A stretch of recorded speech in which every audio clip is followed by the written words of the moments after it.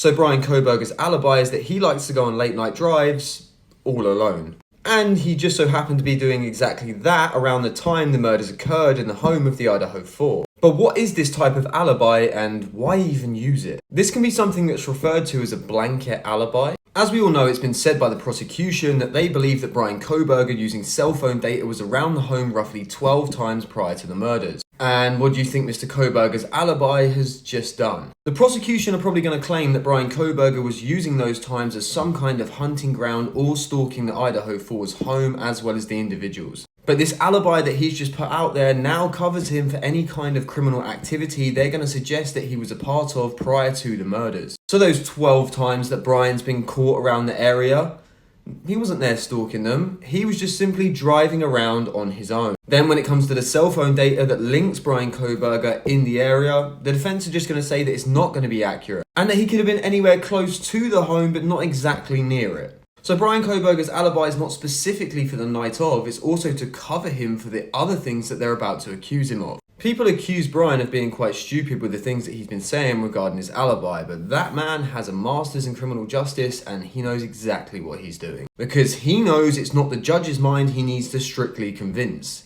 It's one of the minds of the jurors. And claiming that he was around the area all these times because he simply likes to go on late night drives, as well as the fact that he was just around the area at the time that the murders occurred, he's trying to create doubt in a juror's mind. And when it comes to the murders themselves, Bryan doesn't actually need to prove his innocence, and usually the defense don't even put a witness up when someone's doing what Bryan's doing. And that's because it's not them that need to actually prove his innocence, it's the American justice system, where the American justice system claims that it's innocence until proven guilty. Which basically means that it's the prosecution that have to go ahead and prove that Bryan done what Bryan done. And not necessarily Bryan Kohberger having to prove that he didn't do it, as unfortunately proving Bryan as guilty is the prosecution's job. Now, if you're going to believe this alibi, then fair enough, but I do have a couple of questions for you. From the hours of roughly around 2:47 AM on November the 13th to the hours of 4:48 AM on November the 13th, Bryan Kohberger turned his phone off.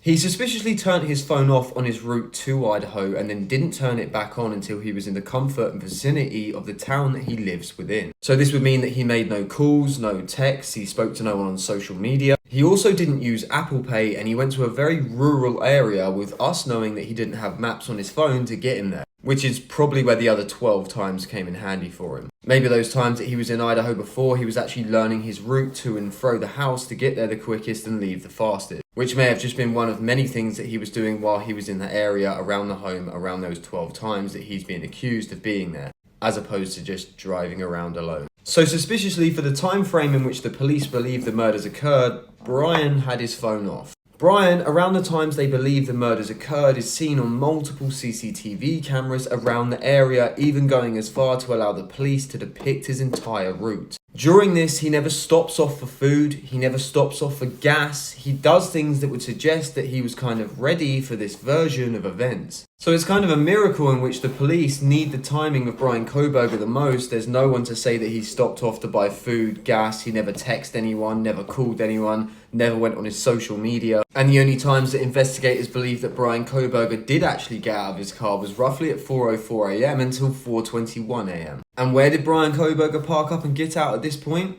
Well, the back of 1122 King Road, which is the home in which 4 University of Idaho students were murdered, and a sheath underneath one of the murdered victims contained Bryan Kohberger's DNA. Not only that, but the main question that I have for Bryan is, why did these late night driving habits of yours in very rural areas stop exactly after the murders occurred? For a criminology student that believes that he has so much advancements, even telling Pullman Police Department that he knew how to better handle, collect and analyze technological data, you'd have thought for someone that was saying and suggesting that he would have shown his efforts in trying to help with the case. Because the police at the start were completely fumbled by the scene that they'd come across. And Mr. I know better in how to handle, collect and analyze technological data as well as the scene of the crime could have done exactly that. Which I believe Bryan Kohberger would have done had he have not dropped that sheath. I believe that somehow he would have implemented himself into this case earlier on. He may have gone back to the home at 9 AM for the sheath, but he may have also gone back to see if it was ready to be a crime scene to implement himself at the scene of the crime.